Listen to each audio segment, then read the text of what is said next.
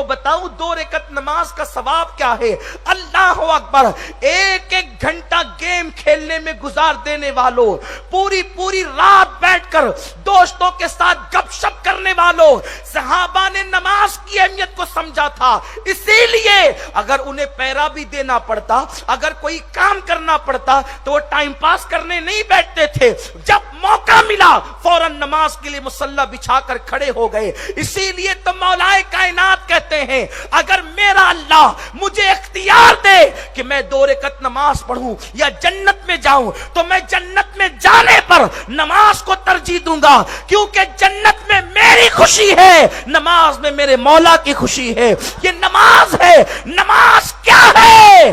اللہ اکبر۔ ایک مرتبہ بلبل سدرہ جبریل امین آئے، عرض کیا یا رسول اللہ صلی اللہ علیہ وسلم، جو ہے میں نے اپنے اللہ سے پوچھا، اللہ تو نماز پڑھنے والوں کو اجر کتنا دے گا، عبادت کرنے والوں کو ثواب کتنا دے گا؟ تو میرے اللہ نے مجھ سے کہا جبریل تو جنت میں 70 سال تک کے اڑتا رہے گا تو جتنا فاصلہ طے کرے گا وہ 2 رکعت پڑھنے والوں کو اتنی بڑی جنت عطا کروں گا۔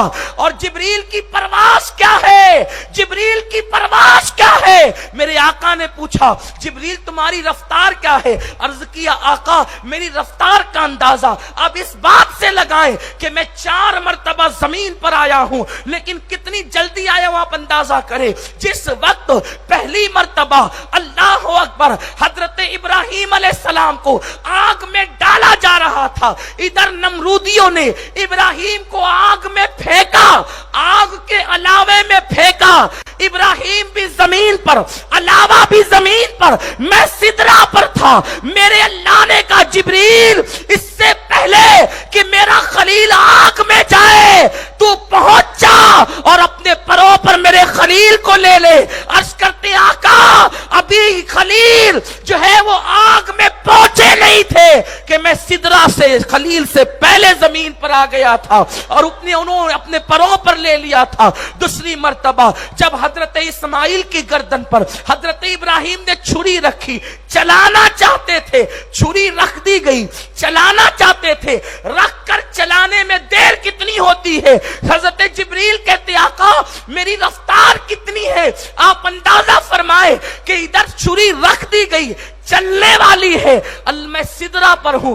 اللہ نے کہا جنت جا، دمبا لا، اور اس سے پہلے کہ اسماعیل کی گردن پر چھری چلے دمبا لے جا کر پیش کر دے۔ عرض کرتے ہیں آقا میں سدرہ سے چلا، جنت گیا، دمبا لایا، اور اس سے پہلے میں پہنچ گیا کہ ابھی ابراہیم نے چھری بھی نہ چلائی تھی۔ یہ میری رفتار ہے۔ جناب یوسف علیہ السلام کو ان کے بھائیوں نے آگ میں ان کے بھائیوں نے کنویں میں ڈالنا چاہا، یوسف علیہ السلام کو انہوں نے کنویں میں چھوڑ دیا۔ میرے اللہ نے کہا جبریل جا، اس سے پہلے کہ میرا یوسف کنویں میں پہنچے اپنے پروں پر سنبھال لے، کنویں کی منڈیر سے تہ میں نہ پہنچ سکے تو یوسف کہ میں وہاں پہنچ کر کے ان کو اپنے پر میں لے لیتا ہوں۔ اور آقا چوتھی مرتبہ جب آپ کے دندان احد میں شہید ہوئے تو آپ کا خون آپ کے رخسار سے نکلا اور زمین پر گرنے والا تھا۔ رخسار سے نکل کر خون کے زمین پر گرنے میں کتنا وقت لگتا ہے؟ جبریل کہتے ہیں آقا میں سدرہ پر تھا، میرے اللہ نے کہا کہ اس سے پہلے کہ حبیب کا خون زمین پر گرے تو پہنچ کر کے اسے اپنے پروں پر سنبھال لے۔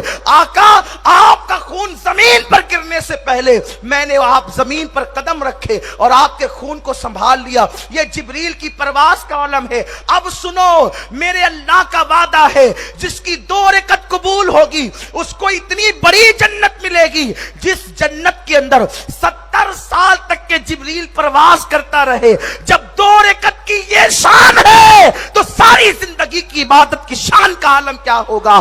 اپنے وقت کو برباد کر رہے ہو، خدا نے وقت دیا ہے، خدا نے ٹائم دیا ہے، اس کو برباد مت کرو، نیک اعمال کرو، اس لیے کہ جس وقت جسم کا رشتہ روح سے ٹوٹ جائے گا نیک عمل کرنے کا موقع نہیں ملے گا، اس وقت تو پچھتانے سے کام نہیں چلے گا، اس وقت ہاتھ پہ ہاتھ دھرنے سے کام نہیں چلے گا۔